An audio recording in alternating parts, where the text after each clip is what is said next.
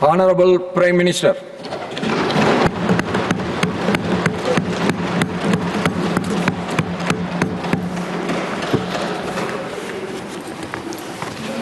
आदरणीय सभापति जी, सदन की ओर से मेरी तरफ से मैं श्रीमान हरिवंश जी को बहुत बहुत बधाई देता हूं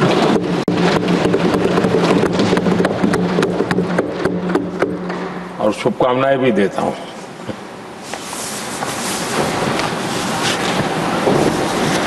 राज्यसभा उपसभापति के रूप में लगातार तीसरी बार निर्वाचित होना ये अपने आप में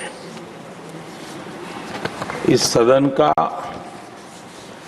आपके प्रति जो गहरा विश्वास है और बीते हुए कालखंड में आपके अनुभव का जो सदन को लाभ मिला है, सबको साथ लेकर चलने का आपका जो प्रयास रहा है, उसको एक प्रकार से सदन ने आज एक मोहर लगा दी है और ये अपने आप में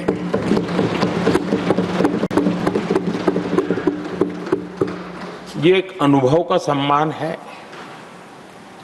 एक सहज कार्यशैली का सम्मान है और एक सहज कार्यशैली की स्वीकृति भी है। हमने सबने हरिवंश जी के नेतृत्व में सदन की शक्ति को और अधिक प्रभावी होते हुए भी देखा है और मैं कह सकता हूं कि केवल सदन की कार्यवाही का संचालन ही नहीं,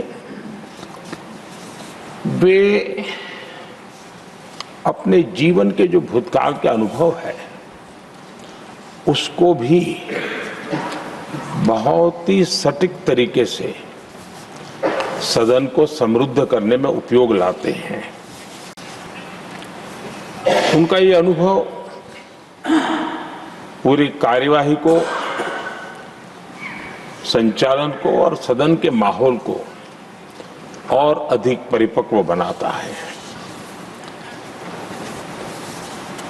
मुझे विश्वास है उपसभापति जी का नया कार्यकाल उसी भावना, संतुलन और समर्पण के साथ आगे बढ़ेगा और हम सबके प्रयासों से सदन की गरिमा को नई ऊंचाई प्राप्त होगी।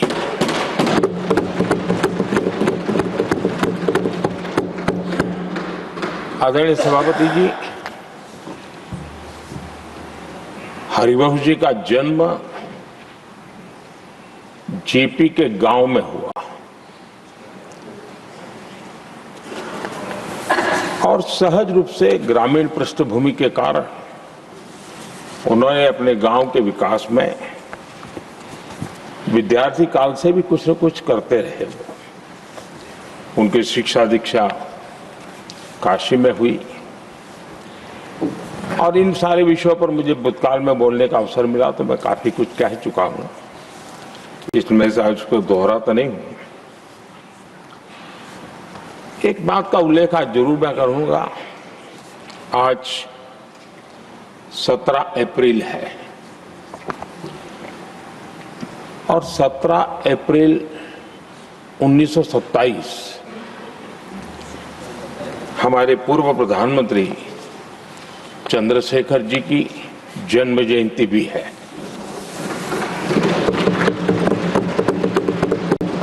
और विशेषता ये है कि आज 17 अप्रैल को आप जब तीसरी बार इस दायित्व को संभालने जा रहे हैं और वो भी चंद्रशेखर जी की जन्म जयंती पर, और चंद्रशेखर जी के साथ आपका जुड़ाव, उनके प्रति आपका लगाव और एक प्रकार से आप उनके सहयात्री रहे उनके पूरे कार्यकाल में, तो ये एक अपने आप में एक बहुत ही बड़ा सुयोग है। आपने चंद्रशेखर जी के जीवन पर किताबें भी लिखी हैं और चंद्रशेखर जी के एक बृहद जीवन को नई पीढ़ी तक पहुंचाने का एक बहुत बड़ा काम भी आपने किया है और इसलिए आपके लिए एक बहुत बड़ा विशेष अवसर बन जाता है कि चंद्रशेखर जी की जन्म जयंती पर आपका तीसरा कार्यकाल का प्रारंभ।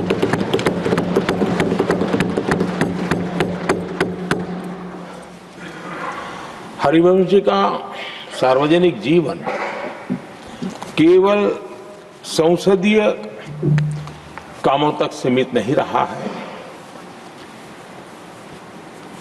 पत्रकारिता के उच्च मानदंड आज भी आदर्श के रूप में रेखांकित किए जाते हैं। लंबा जीवन पत्रकारिता का रहा, लेकिन पत्रकारिता में भी उन्होंने उच्च मानदंड को हमेशा आधार माना। हम सब जानते हैं उनकी लेखनी में धार है, लेकिन उनकी वाणी में और व्यवहार में सौम्यता और शिष्टता भरी भरी रहती है। ये अपने आप में